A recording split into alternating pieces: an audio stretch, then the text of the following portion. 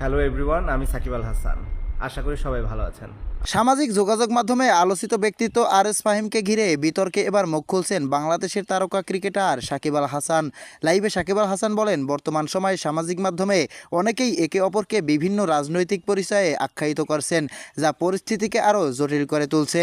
তিনি বলেন, কারো মতামত বা অবস্থান নিয়ে সমালোচনা থাকতে পারে, কিন্তু ব্যক্তিগত আক্রমণ বা ট্যাগ লাগিয়ে দেওয়াটা ঠিক নয়।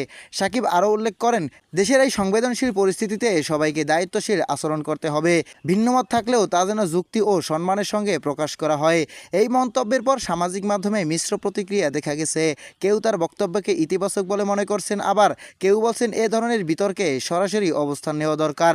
বিশ্লেষকদের মতে, জনপ্রিয় ব্যক্তিদের এমন মন্তব্য জনমতকে প্রভাবিত করে, তাই তাদের বক্তব্যে ভারসাম্য থাকা জরুরি।